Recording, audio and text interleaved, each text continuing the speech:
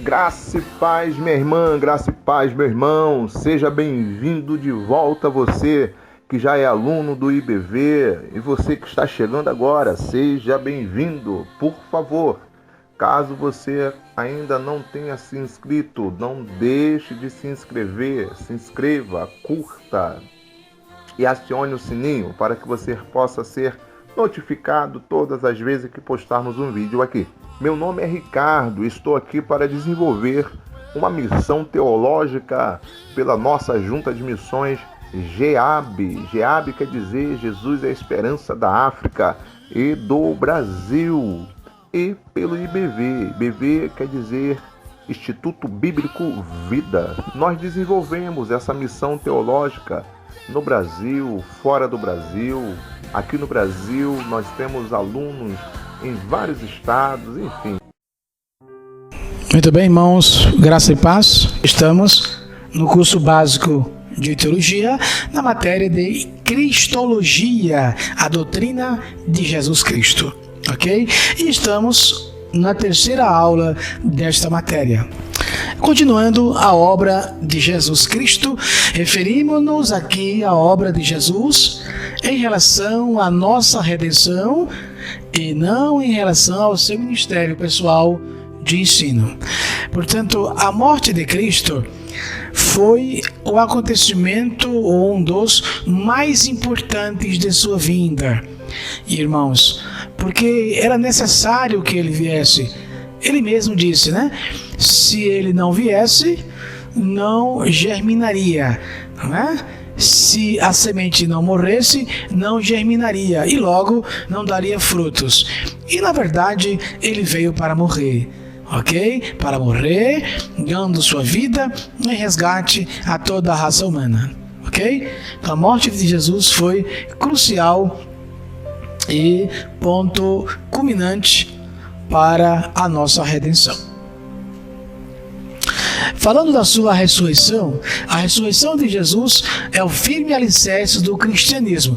E eu costumo dizer, irmãos, que a Santa Ceia que nós tomamos todos os meses, tem igrejas que fazem todas as semanas, tem igrejas por aí que faz anualmente, né? A Santa Ceia que a gente toma, o pão e o suco de uva, né? Representa não só a sua morte, mas também a sua ressurreição. Portanto, a ressurreição de Cristo é o alicerce. Por quê, pastor? Porque se Jesus não ressuscitasse, seria vã, irmãos, toda a nossa pregação.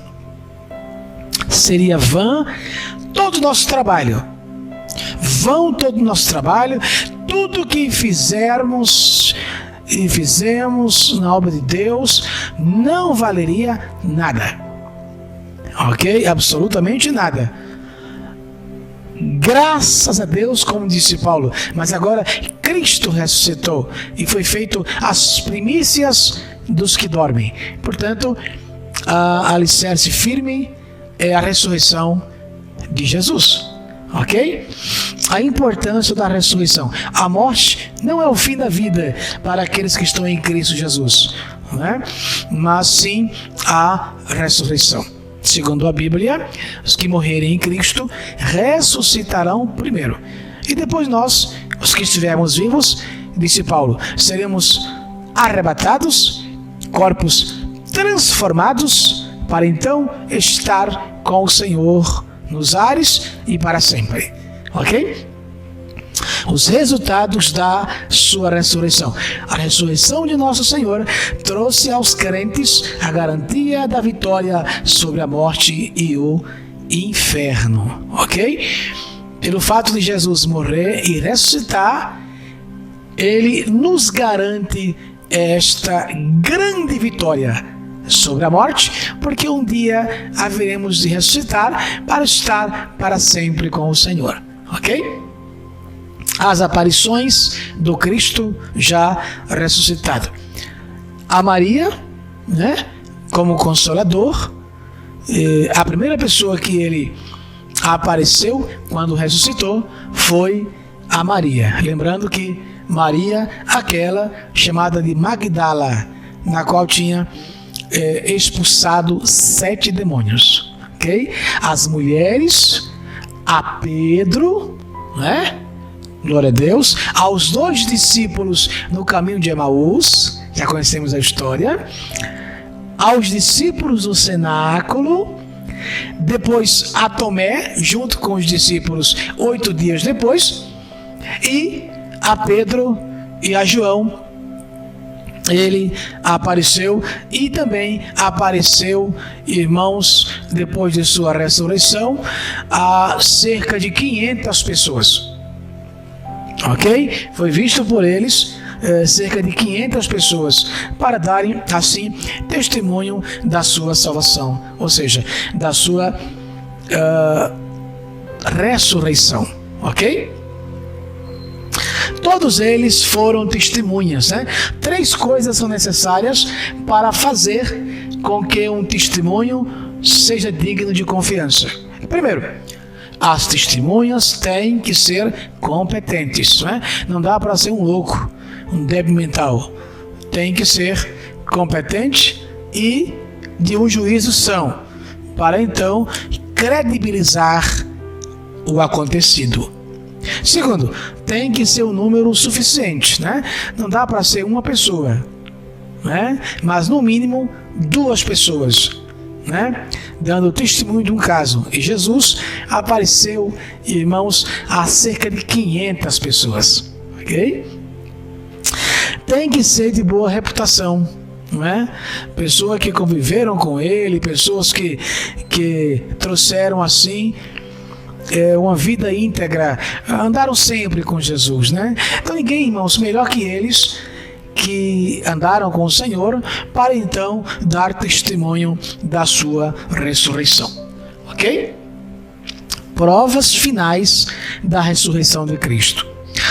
A grande comissão dada aos discípulos. Quando ele ressuscita, ele se apresenta aos discípulos como em outras vezes, e lá no final do seu 40º dia, pois ele esteve 40 dias aqui na terra, depois que ressuscitou dos mortos, ele se volta para os discípulos e dá aquela grande comissão que nós conhecemos: ide por todo mundo, pregai o evangelho a toda criatura.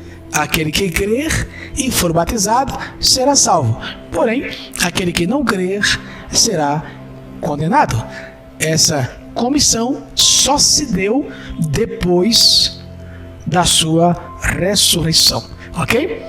Eis que estou convosco. Olha que interessante. Note que ele usou o verbo no presente do indicativo, estou. Eu estou. Ok? Convosco. O correto seria eu estarei convosco. Mas ele disse eu estou convosco. Por quê? Porque àquelas alturas ele já tinha ressuscitado. Ok? E Deus, irmãos, não conhece futuro, muito menos passado. Tudo para Deus é um eterno presente. Por isso, justificando o verbo estou e não estarei. Ok? Ele sempre está conosco porque Ele é Deus. Ok?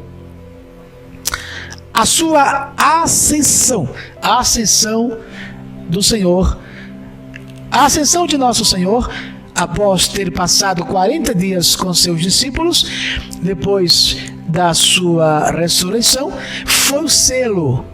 Olha que interessante. Foi o selo da aprovação do Pai e da sua missão na terra, ok? Depois de ter estado com eles, ele foi ascendido ao céu. E como disse Marcos, capítulo 6, versículo 19, ele assentou-se à destra de Deus até ao dia de hoje. Amém? Selo de aprovação ao seu trabalho. Tudo o que ele fez, já dizia Isaías, ele verá o resultado do seu trabalho e ficará satisfeito. Ok? Então, é o selo de todo o seu trabalho. Sela, fecha, conclui com chave de ouro.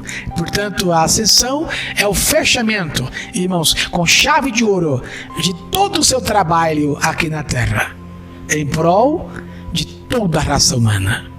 Ok? Descrição da ascensão de Jesus. Os 4 evangelistas são breves, Mateus, Marcos, Lucas e João, quando descrevem a ascensão de Nosso Senhor à presença do Pai. Ok? Um detalhe, irmãos, Jesus foi trasladado ao céu e não arrebatado. Ok? Como se aconteceu a trasladação de Enoque. Assim aconteceu com Jesus. Uma coisa muito interessante é que o anjo disse que assim como ele foi ascendido ao céu, assim ele voltará. E de acordo com a escatologia, na segunda fase de sua volta, irmãos, 7 anos depois do arrebatamento, ele virá devagarinho e pisará os seus pés no Monte das Oliveiras. Ao ausentar-se, Jesus prometeu enviar o Espírito Santo. Ele disse: não vos deixarei órfãos, voltarei para vós. Ok? Ele prometeu que daria o Espírito Santo e assim aconteceu.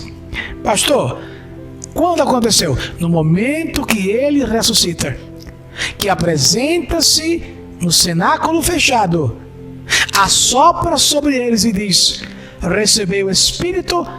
Naquele momento, ele cumpriu esta promessa. Ok? A notícia da ascensão havia entristecido os discípulos. Claro, eles não tinham o Espírito Santo, irmãos.